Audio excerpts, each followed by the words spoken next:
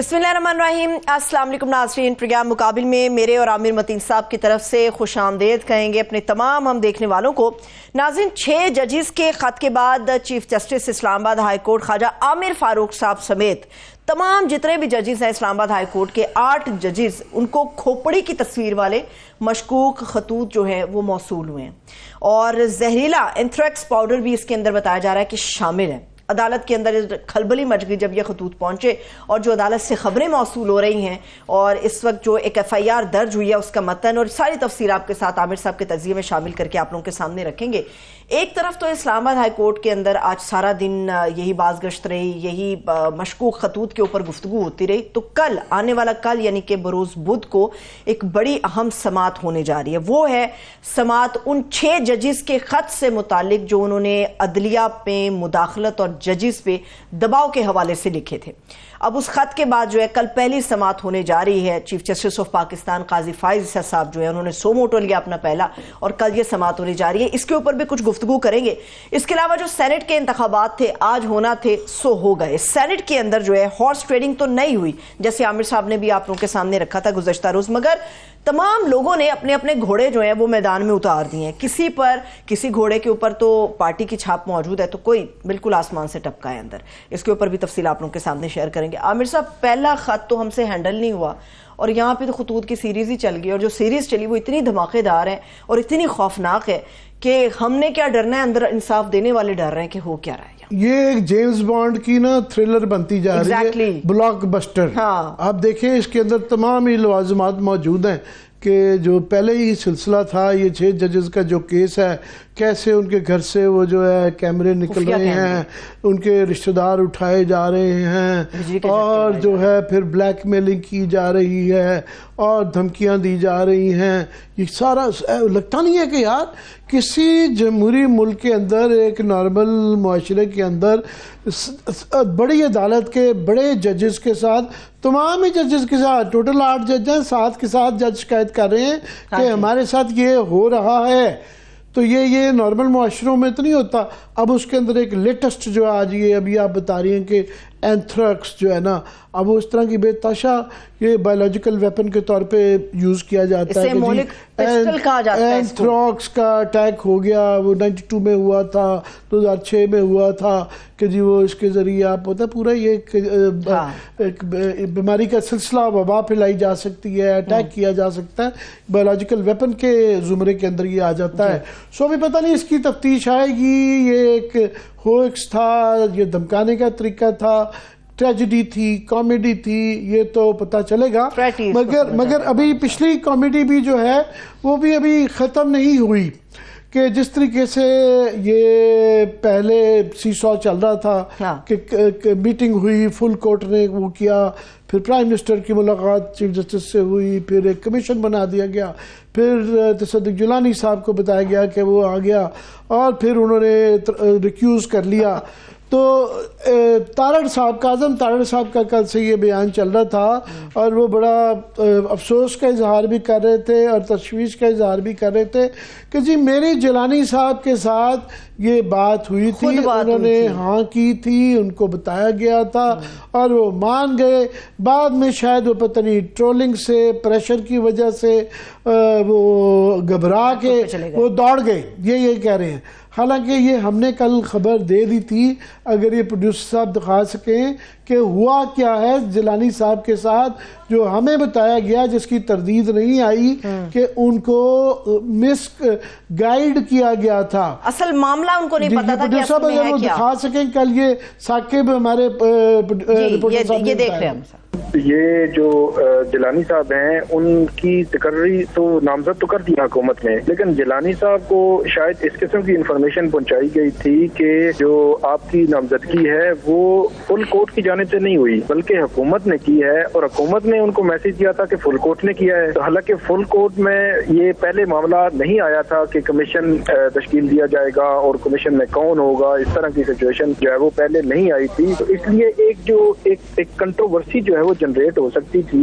ان کو ایسے لگا کہ جب ان کو میٹنگ منٹس انہوں نے جو ہے وہ مانگے فل کورٹ سے تو ان کو میٹنگ منٹس نہیں دیے گئے, تو انہوں نے پھر یہ محسوس کیا کہ شاید یہ ایک نئی کنٹروورسی جنریٹ ہو جائے گی کہ فل کورٹ میں میرا نام جو ہے وہ نہیں ہوا, لیکن جو حکومت ہے انہوں نے نامزدگی کی ہے, اور حکومت یہ کیسے کر سکتی ہے. پھر انہوں نے اپنے خط میں یہ چیز واضح طور پر لکھی ہے کہ آرٹیکل 209 جو ہے اس کے تناظر میں یہ انکوائری جو کمیشن ہے, جو ایکٹ ہے, اس کے تحت 209 کے معاملے کو نہیں دیکھا جا سکتا. یہ اصل وہ ریزن تھی جس کی وجہ سے جیلانی صاحب نے معذرت کی تھی. ویسے آپ کی بات مجھے یاد ہے, تھپڑ ہے کہ یہ تھپڑ ہے, یہ بہت زیادہ. اور ایک میں نے کہا نا یہ پتہ نہیں کامیڈی آف ایررز ہے یا ٹریجڈی ہے, قومی ٹریجڈی ہے, کیا ہے پتہ ہی نہیں چل رہا.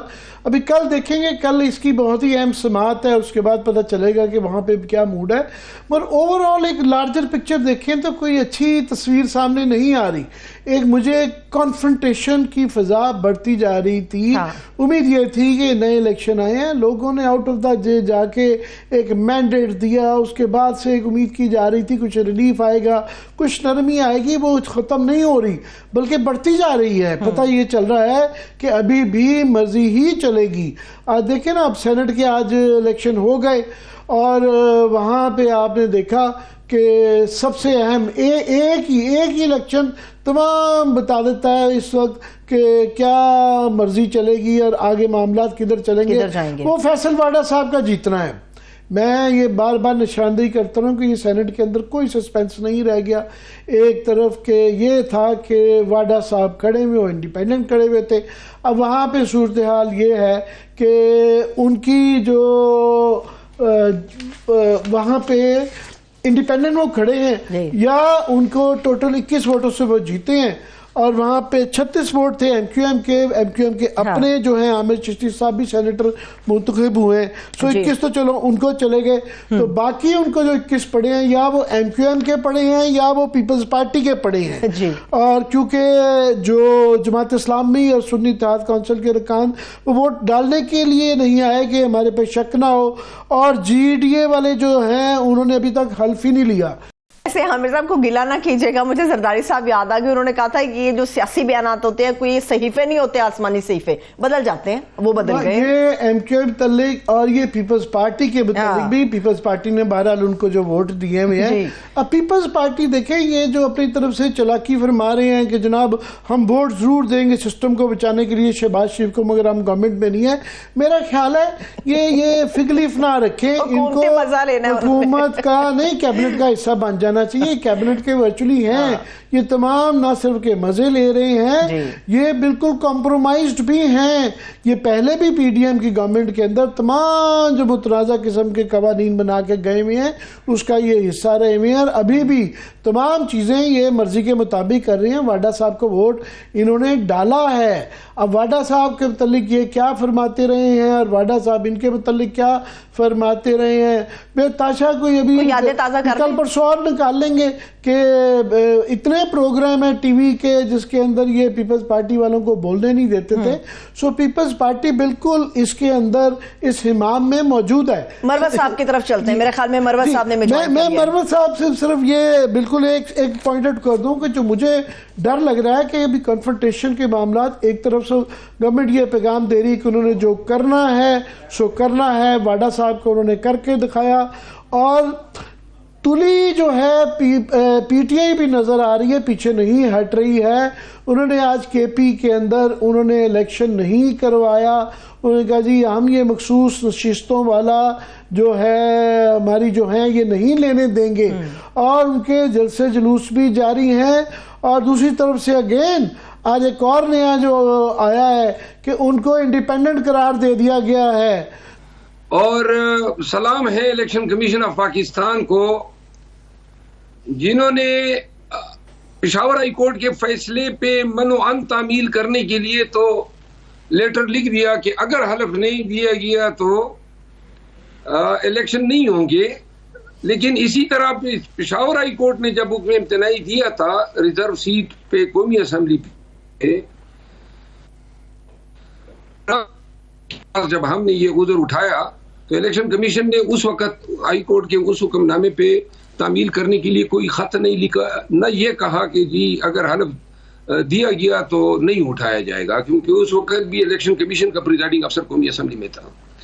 ہماری مثال اب ایسی ہے کہ جو ملک میں قانون، پارلیمان، جمہوریت اور جمہوری اقدار کی بات کرتے ہیں، وہ پارلیمانی سیاست میں ہم سے وہ شناخت بھی چھین رہی ہیں جو بحالت مجبوری ہم نے لی ہوئی ہے سنی اتحاد کونسل کی۔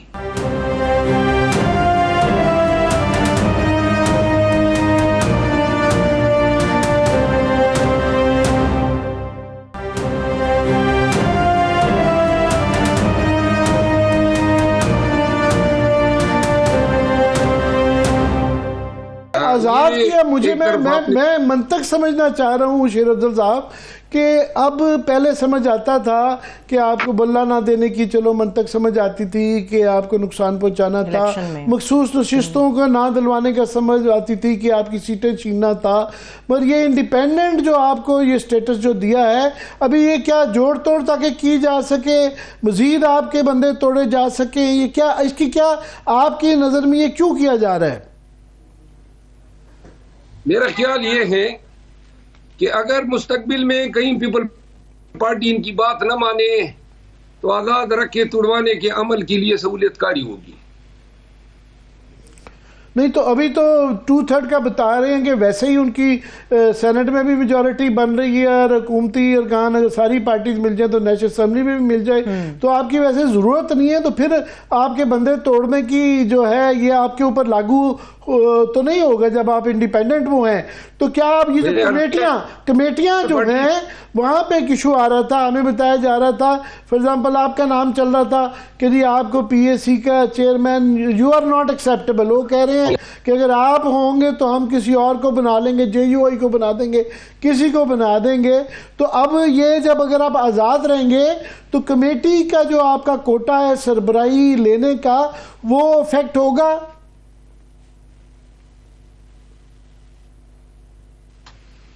جی آواز آ رہی ہے آپ کو؟ جی آ رہی ہے۔ کیا ہے میں یہ کہہ رہا تھا کہ یہ آزاد ارکان کا اگر آپ کا سٹیٹس رہتا ہے تو جو سربراہی کمیٹیاں کی ہیں جس طرح PAC پہ بتایا جا رہا تھا کہ آپ کے اس کے اوپر خاص طور پہ بڑی آبجیکشن ہے، یا باقی کمیٹیوں کا بھی جو آپ کا کوٹا ہوگا وہ افیکٹ ہوگا؟ دیکھیں انہوں نے اپوزیشن لیڈر تو عمر ایوب خان کو نوٹیفائی کر دیا ہے، مان لیا ہے، تو جب اپوزیشن انہوں نے ہمیں تسلیم کر لیا ہے تو اپوزیشن تو ہم ہی ہے، تو پبلک اکاؤنٹ کمیٹی اپوزیشن کے پاس ہوتی ہے۔ یہ ہمارے پارلیمنٹری روایات ہیں اور یہ ہماری رولز آف بزنس ہیں۔ آواز آ رہی ہے آپ کو؟ جی آ رہی ہے، مگر ان کے اس کی تشریح تو انہوں نے خود کرنی ہے نا، جس طرح آزاد ارکان کی انہوں نے تشریح کر لی ہے، وہ نئی تشریح لے آئیں گے۔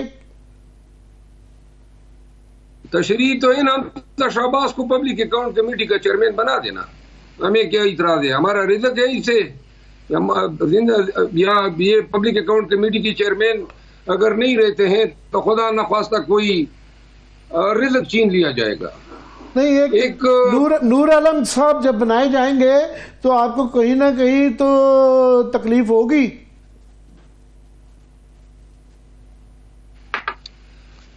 میرا خیال یہ ہے نور عالم صاحب بھی پر تول رہے ہیں، لیکن 2008، 13، 18 سے تک اور پھر یہ بھی نئی اسمبلی بنی ہے، اصول قاعدہ روایت تو یہی رہی ہے کہ جو اپوزیشن ہوتی ہے اسی کے پاس پبلک اکاؤنٹ کمیٹی ہوتی ہے۔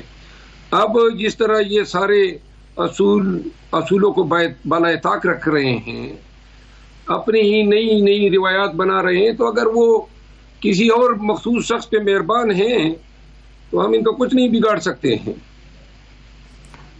اچھا، یہ ابھی آج ایک اور ایشو تھا کہ بڑی متضاد رائے پائی جا رہی ہے کہ سینٹ کے الیکشن اندر KP کے اندر مخصوص نشستوں کو کیونکہ جو اوتھ نہیں ہوا تھا ہونے دیا گیا، جو نئے اب دوسری پارٹیوں کو سیٹیں جا چکی ہیں، تو اس وجہ سے رک گیا۔ اب یہ ایک بحث چل رہی ہے کہ جو سینٹ کے آگے چیئرمین کے الیکشن ہوں گے وہ ہو سکتے ہیں کہ نہیں ہو سکتے ہیں، تو تو کیا وہ ہاؤس کمپلیٹ ہے نہیں ہے؟ تو آپ کا ایک طبقہ کہہ رہا ہے کہ آپ نے اپنا نقصان خود کیا ہے، جو آپ کی سیٹیں آ رہی تھی کم از کم وہ تو لے لیتے۔ ہماری 80 سیٹیں تو ریزرو میں یہ چھین چکے ہیں، تو لہذا جو جمہوریت کی شکل بگاڑ رہے ہیں، وقت آئے گا ان ساری چیزوں کا لوگوں کو ادراک ہوگا کہ یہ حل من مزید کی تمنا میں انہوں نے نہ کہ صرف جمہوریت کا حلیہ بگاڑ دیا، پارلیمان کا حلیہ بگاڑ دیا، اپنے منہ پہ بھی کالک مل دی۔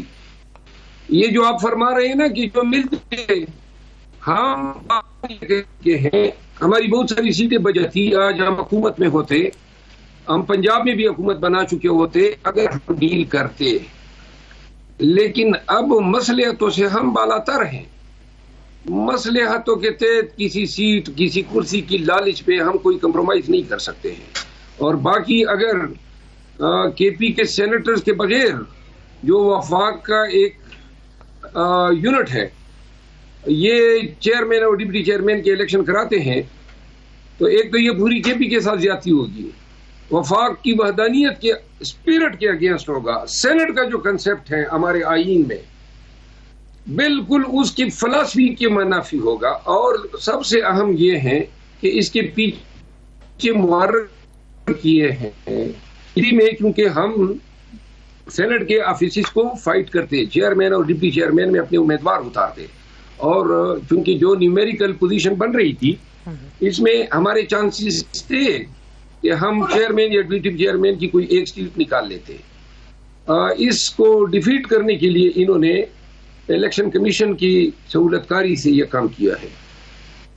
تو اب یہ ایک عدالت سے جب فیصلہ آ گیا ہے کہ مخصوص نشستیں جو ہیں وہ آپ کو نہیں ملیں گی، تو سونر اور لیٹر ان کو اوت تو اب دینا پڑے گا۔ کتنی دیر تک لٹکائیں گے آپ؟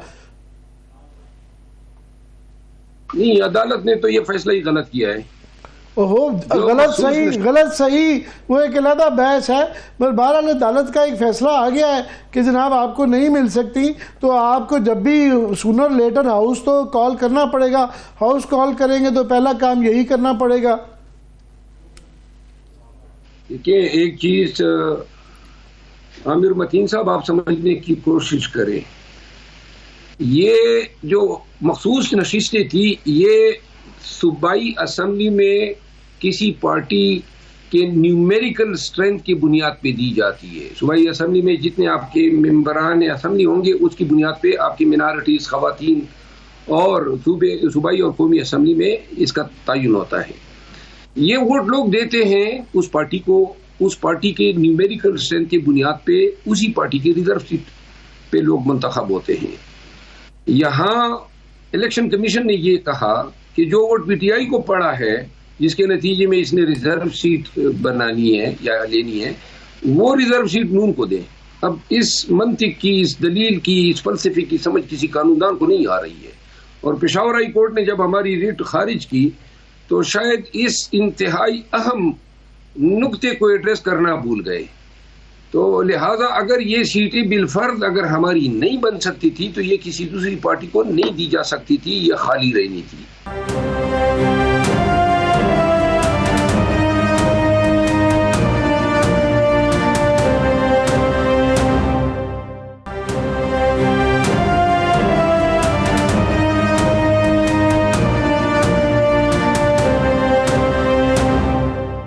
اچھا مروت صاحب، عامر صاحب تو یہ کیسز عدالت اور تمام معاملات کے اوپر آپ سے بات کر رہے ہیں، میں ذرا پاکستان تحریک انصاف کے اندرونی معاملات کے اوپر آپ سے بات کرنا چاہوں گی۔ ابھی پورے 48 گھنٹے نہیں ہوئے تھے کہ عمران خان صاحب کی طرف سے 3 لوگوں کو اپنا فوکل پرسن بنایا گیا تھا، ان میں ایک آپ بھی شامل تھے، عمیر نیازی صاحب شامل تھے اور گوہر صاحب شامل تھے۔ کیا وجہ بنی کہ پورے 48 گھنٹے بھی نہیں ہوئے تو آپ کو اور عمیر نیازی صاحب کو فوکل پرسن کی لسٹ سے عمران خان صاحب نے باہر کر دیا اور دیگر لوگوں کو شامل کر لیا؟ کیا معاملہ ہے یہ کسی نے ویسی غلط خبر اڑائی ہے، اور بدقسمتی سے یہ اپنے لوگ ہیں جو یہ اس طرح کی خبریں اڑا رہے ہیں۔ شبلی فراز صاحب اور عمر ایوب صاحب کو فوکل پرسن بننے پر میں مبارکباد دیتا ہوں۔ اور فوکس پرسن ان کو تو بنایا گیا ہے، لیکن جو پہلے خان صاحب نے بنائے تھے ان کو نہیں ہٹایا گیا ہے. یہ ایڈیشن ہے، نئے لوگ جو ہیں ہمارے ساتھ شامل ہوئے ہیں. اچھا، تو اس کو اب یہ شکل دے دی گئی ہے کہ جی گویا ان کو دیا گیا اور آئے گا. اچھا ٹھیک ہے. اچھا مروت صاحب، ایک اور سوال وہ بھی آپ سے اس لیے پوچھنا چاہ رہی ہوں کیونکہ یہ ایک ایسا سوال و ذمہ داری ہے جو آپ کے کندھوں پر تھی. اسلام آباد کے اندر جو آپ لوگ 6 اپریل کو جلسہ کرنے جا رہے تھے، اس کا سراسر جو ذمہ داری تھی وہ بتایا جا رہا تھا کہ شیر افضل خان مروت کے کندھوں کے اوپر ہے. 6 اپریل کو جلسہ کیسے کروائیں گے آپ لوگ؟ 27ویں شب ہوگی، عبادت کی رات ہے، اور موسٹلی لوگ جو ہیں وہ اسلام آباد سے باہر چلے جاتے ہیں آبائی علاقوں میں اپنی عید کرنے کے لیے.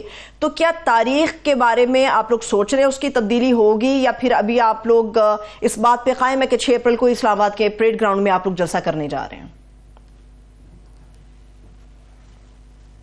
خان صاحب نے بوجود مجھے پاکستان بھر میں احتجاج کے لیے فوکل پرسن مقرر کیا ہوا ہے. تمام احتجاج، جلسے، جلوس، ریلیز ان کو کنڈکٹ کرنا، لیڈ کرنا، یہ ذمہ داری مجھے دی ہے جی. اور کئی ہم پہلے ماضی میں بہت سارے کر چکے ہیں. 3 ریلیز ایجیٹیشنز ہم نے 8 فروری کے بعد کی. اس کے بعد 8 فروری کے بعد جو ہیں کچھ معاملات میں مجھے مشکلات پیش آنا شروع ہوئی، خصوصاً جلسے جلوس کے حوالے سے، کیونکہ خان صاحب اور میری ذاتی رائے یہ ہے کہ ہماری جو ایمنسپیشن ہے وہ مضمر ہے جدوجہد میں اور احتجاج میں. اگر ہم نے سیٹیں ریکور کرانی ہے جو ہڑپ کر گئے، یا ہم نے خان کو نکالنا ہے، تو اس کے لیے واحد راستہ جو ہے وہ سیاسی سٹرگل ہے، جدوجہد ہے اور احتجاج ہے. اور اس احتجاج کے سلسلے میں پورے ملک میں، پشاور میں، پنجاب میں اور سندھ میں پروگرام لانچ کرنے کا ارادہ ہے. لیکن ابھی 6 اپریل کا پلان کیا ہے آپ کا مروت صاحب؟ 6 اپریل کا پلان کیا ہے ابھی آپ لوگوں کا؟ میں آپ کو عرض کروں نا، خان صاحب نے 23 مارچ کی تاریخ دی، اور 23 مارچ کا وہ جلسہ جو تھا وہ اپنوں کی مہربانی سے 9 ہو سکا اور 30 پہ چلا گیا، اور پھر بغیر کسی وجہ کے پھر وہ جلسہ 30 سے 6 پہ چلا گیا بغیر کسی وجہ کے. آج مجھے کہ وہ 6 والا جلسہ انڈیفینٹ ٹائم کے لیے ایڈجرن ہوا ہے، عید کے بعد شاید کوئی تاریخ. بہرحال میری درخواست ہوگی 8 اپریل کو نہ کیجیے گا، یہاں پہ گرہن آ رہا ہے سورج کا، تو وہ ذرا مشکل ہو جائے گی. پر میں شیر افضل خان، یہ جو آپ کی روز کی ایک مذاق بن کے رہ گیا ہے، اندرونی لڑائیوں کی آتی ہے، کون فوکل پرسن ہوگا کون نہیں ہوگا، آپ کے خلاف بیان آ جاتا ہے، کوئی یوں ہو جاتا ہے، بالکل بچگانہ سا ایک ماحول بن گیا. باہر آپ کی کم لڑائیاں ہیں کہ اندرونی لڑائیاں ہی نہیں ختم آتی، اس سے کوئی آپ کی پارٹی کی طرف سے کوئی سنجیدگی کا باہر تاثر نہیں جاتا. یہ بچے لڑ رہے ہیں اسکول کے، یہ کیا مذاق ہے؟ مذاق تو 8 فروری کے بعد شروع ہو گیا. پہلے کوئی تھا نہیں، مل ہی نہیں رہا تھا، نہ بیان بازی کے لیے، نہ ترجمانی کے لیے، نہ سٹرگل کے لیے، نہ جدوجہد کے لیے.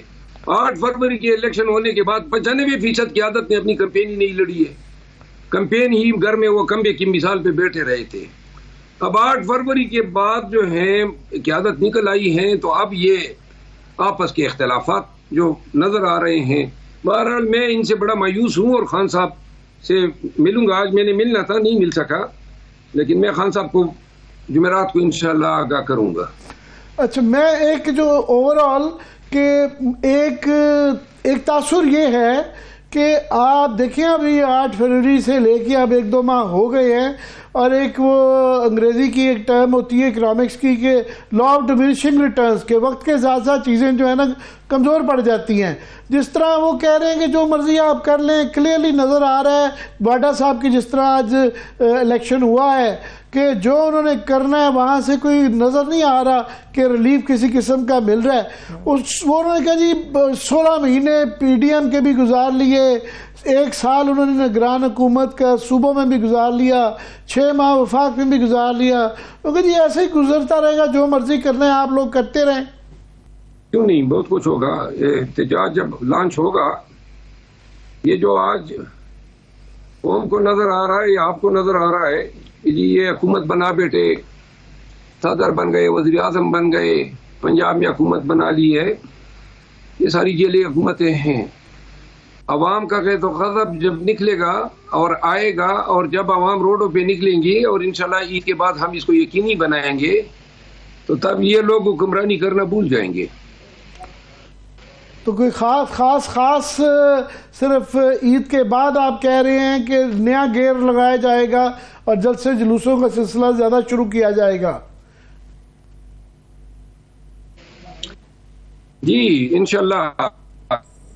देखिए, पहले जब पीटीआई को तोड़ा गया और डर और खौफ का माहौल था, तो कोई जब हम कहते थे ना कि कन्वेंशन होंगे, लोगों को हम निकालेंगे, तो लोग जो है वो आंसा करते थे। और फिर आपने देखा और कौम ने भी देखा कि अल्हम्दुलिल्लाह पीटीआई उठी, और ऐसी उठी कि 8 फरवरी को जो है सब कुछ जो पीटीआई के खिलाफ बोया गया था उसको तहस नहस किया। 2/3 से ज्यादा अक्सरियत कौम ने पीटीआई को दी।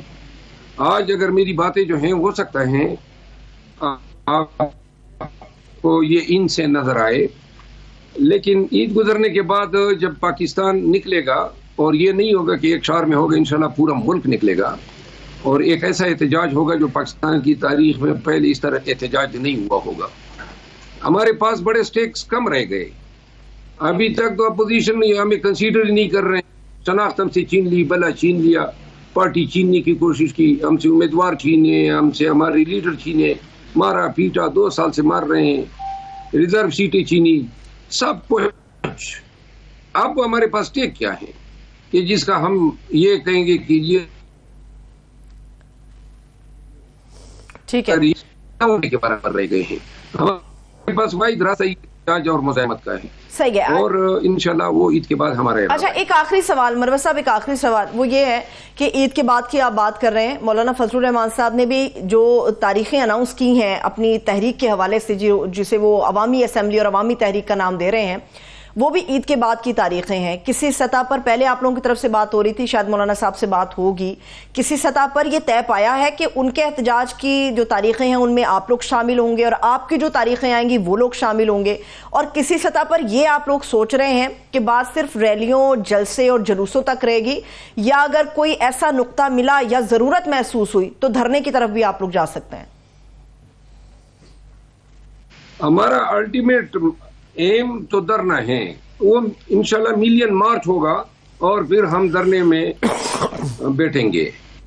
मौलाना साहब के साथ जाने का ताल्लुक है, ये खान साहब ऑलरेडी इसके ख्वाहिशमंद हैं आजकल, लेकिन ये है कि मौलाना साहब और हमने अपने मामलात को जरा क्लियर करना होगा, क्योंकि मौलाना साहब भी समझ रहे हैं कि उनको भी उनके खिलाफ भी रिगिंग हुई है। और मौलाना साहब की रिगिंग जो है वो तो मुकाबला ही हमारे साथ हुआ है जी। किसी पार्टी ने तो इनको नहीं आ रहा है, पीटीआई ने आ रहा है। जी जी बिल्कुल। तो ये तो जरा वजाहत हो कि वो जो एहतजाज कर रहे हैं हमारे खिलाफ कर रहे हैं, हमारे साथ करेंगे। नहीं, वैसे उन्होंने 1-2 दफा क्लैरिफाई किया है कि जिस तरह बाकी लोगों को जितवाया गया, मुझे नहीं जितवाया गया। उन्होंने कहा आपसे गिला नहीं है, गिला किसी और से ही है। तो बहुत बहुत शुक्रिया। बहुत शुक्रिया। शेर अफजल मरवत साहब हमारे साथ मौजूद थे, आप अपना कीमती वक्त दिया। आमिर साहब आपकी इजाजत तो एक ब्रेक की तरफ बढ़ते हैं। जब भी हम एक ब्रेक की तरफ चलते हैं, ब्रेक से वापस आएंगे तो सियासत से मुतालिक, अदालत से मुतालिक बहुत सारी अहम बातें हैं, बहुत सारे अहम सवाल हैं जो आमिर साहब के हम सामने रखेंगे, और इकोनॉमी के ऊपर भी खास तौर पर हम बात करने जा रहे हैं। आप हमारे साथ रहिएगा।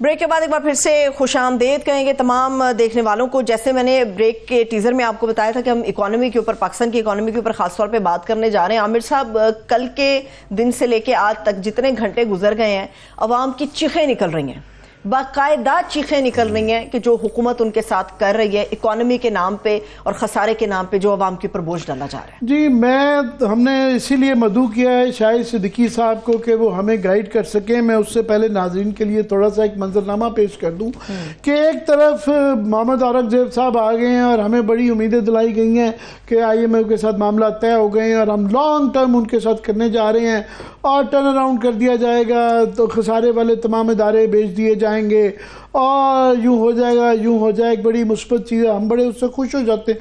پر ساتھ میں جو پاکستان کا سب سے بڑا مسئلہ جو عوام کا مسئلہ وہ بہرحال مہنگائی ہے. اور مہنگائی کے اندر یہ پچھلے جو ایک ہفتے کے اندر پہلے ₹2.75 فی یونٹ بجلی کا اور اب یہ تقریباً ₹9.66 تقریباً ₹10 کہہ لیں پٹرول کا پر لیٹر بڑھ گیا ہے. تو یہ اس سے کہاں مہنگائی جائے گی؟ تو اصل معاملات صدیقی صاحب کیا ہیں؟ اچھے ہیں برے ہیں؟ عوام کا عید آ رہی ہے, ان کو پریشان ہونا چاہیے یا لڈیاں ڈالنی چاہیے؟ بہت شکریہ آپ کا. میں آپ کو اگر 2 فیگرز دوں کہ یہ 2 برس گزرے ہیں ہمارے فائنینشیل ایئر, اس میں ہماری معیشت کی جو شرح نمو اوسط ہے وہ 1% سالانہ سے بھی کم ہے اور مہنگائی اس دوران میں دگنی ہوئی. مگر جو چیز بہت حیرانگی ہوگی جو شاید دنیا میں کہیں نہیں ہوتا وہ یہ تھا کہ جو 2 سال کیلنڈر ایئر ہیں اس میں بینکوں کا منافع 450 ارب ایک سال میں تھا, آج وہ 1276 ارب روپے ہو گیا. یعنی جب معیشت تباہ و برباد ہو رہی ہے, گروتھ نہیں ہو رہی, تو بینکوں کا منافع 450 ارب سے 1276 ارب ہو گیا ایک سال میں. کلوژن تھا اسٹیٹ بینک کا, بینکرز کا اور حکومت کا کہ انہوں نے کوئی 26,000 ارب روپے کے قرضے سرمایہ کاری کی ہوئی ہے حکومت کو, حالانکہ وہ تجارتی بینک ہے, اور صرف 12,000 ارب روپے قرضے دیے ہیں پورے پاکستان میں جو 24 کروڑ آبادی کا ملک ہے. اور یہ پیسہ کو فائنینس کیا اسٹیٹ بینک نے ایک پورشن, یعنی سستی شرح سود پر ان کو پیسہ دیا اسٹیٹ بینک نے اور انہوں نے حکومت کو مہنگی شرح سود پر دے دیا. تو اگر اس طریقے سے زبردست منافع ہوگا تو پھر معیشت تو گرو نہیں کرے گی آپ کی, روزگار بھی نہیں ہوگا, مہنگائی بھی بڑھے گی, غربت بھی بڑھے گی. اور IMF کی شرائط کی آڑ میں پوری تیاری ہو رہی ہے. لیکن میں آج ایک جملہ ریکارڈ پہ بتانا چاہتا ہوں, اگر یہی پالیسیاں جو اپنائی ہیں موجودہ حکومت نے, خدا نہ خواستہ یہ 24ویں پروگرام میں ہم جا رہے ہیں, اس کے بعد 25ویں میں بھی جانا پڑے گا اور اس دوران میں قرضے تو مل جائیں گے لیکن معیشت مزید کھوکھلی ہو جائے گی کیونکہ کوئی اسٹرکچرل اصلاحات کی بات نہیں ہو رہی. اور یہی وہ پریشانی کی بات ہے کہ اگر آپ کو قرضے لے لیے, مہنگائی بڑھ گئی, شرح نمو سست ہو گئی, عوام کی جو ہے غربت بڑھی, تو یہ صدیقی صاحب یہ ایک عام تاثر بھی ہے. لوگ اس سے بڑے خوش ہیں کہ نہ صرف کہ یہ والا پروگرام بلکہ زیادہ لانگر ٹرم پروگرام جو ان کے ساتھ کرنے کی ضرورت پڑے گا اور اس کو خوشائن سمجھا جا رہا ہے. آپ یہ کہہ رہے ہیں کہ ریفارمز, وہ کہہ رہے ہیں کہ جی بہت خوفناک قسم کے ریفارمز بالکل اینول پہ ہیں اور وہ کیے جا رہے ہیں. تو یہ تو وہ الٹا کہہ رہے ہیں کہ جی ریفارمز کرنے جا رہے ہیں زبردست قسم کے. محترم یہ کوئی نئی بات تو نہیں ہے. پہلی تو یہ لانگ ٹرم کی بات کر رہے ہیں. IMF نے جو ورڈ یوز کیا ہے کہ ہم پاکستان کو میڈیم ٹرم کے لیے قرضہ دیں گے, نمبر 1 تو بات یہ ہے. دوسری یہ تھی کہ اصلاحات نہیں کر رہے ہیں. یہ تو آپ کے ڈسکاؤنٹ ریٹ چونکہ آپ کا 22% ہو گیا تھا اور بے تحاشا ملکی قرضے لیے تھے تو اس کا سود اتنا بڑھ گیا تھا کہ وہ سود ہی ادا نہیں ہو رہا تھا. تو اب یہ کوشش یہ کر رہے ہیں کہ وہ کچھ نہ کچھ عوام سے لے کے اس کو یہ آپ کے سود وغیرہ ادا ہو جائے. معیشت کی بہتری کے لیے کوئی قدم مجھے نظر نہیں آ رہا, کوئی اسٹرکچرل اصلاحات نہیں ہے. اگر میں ریکارڈ پر آپ کو یہ بتاؤں, FBR اس سال جو ہے وہ 10,000 ارب روپیہ جو پاکستان میں ٹیکسوں کی کیپیسٹی ہے اس سے 10,000 ارب روپیہ ایک سال میں وصول کر رہا ہے. اور یہ حکومت کو بات یہ پتہ ہے کہ 10,000 ارب روپے سال, تو وہ لینے کی کوشش ہی نہیں کر رہے ہیں. وہ کبھی تاجروں کی بات کرتے ہیں, یہ تو 2001 میں بھی ہوتی ہے. اگر کچھ کرنا ہے تو ایک کام یہ کرنا چاہیے کہ 10 لاکھ روپے سالانہ سے زیادہ پاکستان میں جس کسی کی بھی آمدنی ہے وفاق اور صوبے اس پر ٹیکس لگائیں, ٹیکس وصول کریں, GST کو کم کریں, پیٹرولیم لیوی کو ختم کریں, اور پھر آپ تعلیم اور صحت اور انسانی وسائل کے لیے کریں. اب جو کچھ ہو رہا ہے IMF کی شرائط کی آڑ میں عوام کو کچلا جائے گا, پیٹرولیم لیوی بڑھایا جائے گا, مختلف چیزوں پہ GST لگایا جائے گا, عوام کو کچھ ملنے والا نہیں ہے. اور انہوں نے کہہ دیا نئے وزیر خزانہ نے کہ ہم معیشت کو استحکام دیں گے, گروتھ بعد میں ہوگی. اور یہی بات جو ہے 1988 سے کہی جا رہی ہے میں نے 2005 میں کتاب لکھی تھی، اس میں یہی بات تھیم یہی تھا کہ معیشت کو استحکام دینا، گروتھ بعد میں، ایسا کبھی ہوتا نہیں ہے۔ گروتھ والی بات تو ان کی جو ہے، یہ ابھی ورلڈ بینک کی تازہ رپورٹ آ گئی ہے، انہوں نے کہا ہے کہ جناب 1.8% جو ہے، 1.8% جو ہے نا، انہوں نے پریڈکشن کی ہے کہ پاکستان کے اندر گروتھ ہوگی۔ سو یہ بات تو ابھی ورلڈ بینک نے بھی اس کو مصدقہ قرار دے دیا ہے کہ گروتھ کی طرف تو کسی کو کوئی امید ہی نہیں ہے کہ جلدی یہ ہونے والی ہے۔ مگر یہ جو آپ کہہ رہے ہیں نا کہ یہ اتنے بے تاشا لوگ جو ہیں جو کہ ٹیکس نیٹ سے باہر ہیں، ان کو یہ بھی ہمیں بتایا جاتا ہے کہ جناب یہ بڑے عرصے سے جو نادرا نے روکا ہوا تھا، یہ اب فائنلی وہ ڈیٹا جو ہے، جو لوگ جن کا یہ موجود ہے، ٹیکنالوجی اپلائی کی جائے گی کہ جو اتنے پیسے خرچ رہے ہیں، تو ان سب کو ٹیکس نیٹ میں ٹیکنالوجی کی وجہ سے لایا جائے گا۔ ہمیں تو یہ اندیا دیا جا رہا ہے، آپ کہہ رہے ہیں کہ یہ نہیں کر پائیں گے، نہیں ہو رہا۔ نہیں، میں نے یہ نہیں کہا نہیں کر پائیں گے، میں نے کہا نہیں کریں گے۔ میں آپ کو یقین دلا رہا ہوں، آپ شوکت عزیز نے جو جملے کہے تھے یہ سارے وہی دہرا رہے ہیں۔ فرق صرف یہ تھا کہ اس وقت اس نے انفارمیشن کا، ٹیکنالوجی کا ورڈ یوز کیا تھا، یہ ڈیجیٹلائزیشن کر رہے ہیں۔ وہی کلبوں انہوں نے کہا تھا کلب کے بل دیں گے، بجلی کے بل دیں گے۔ یہ ساری باتیں 2001 سے کم 1 درجن مرتبہ کی گئی ہیں۔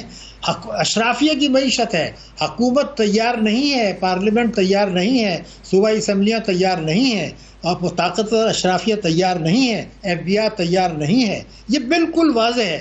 اگر اس کا میں آپ کو ثبوت یہ دیتا ہوں، آپ ان سے 2 قدم یہ آگے جا رہے ہیں اور 4 قدم پیچھے ہٹتے ہیں، یہ کوئی نئی بات نہیں ہے۔ اگر کچھ کرنا ہے تو آج یہ پارلیمنٹ سے پاس کرا دیں کہ 10 لاکھ روپیہ سالانہ سے زیادہ جس کی بھی آمدنی ہے کسی بھی ذریعے سے، اس سے ہم ٹیکس لیں گے۔ وہ تو یہ کرنا نہیں چاہتے، وہ کہتے ہیں جی 35 لاکھ ان سے آپ لے لیں گے تاجروں سے، وہاں وہ جھگڑا پڑ جائے گا، اس میں مصیبت آ جائے گی، پھر وہی بات ہو جائے گی کہ 20 کروڑ کی پراپرٹی 2 کروڑ میں رجسٹر ہو رہی ہے، وہ ڈی سی کر سکتا ہے، یہ تو اس کو بھی کرنے کے لیے تیار نہیں ہے۔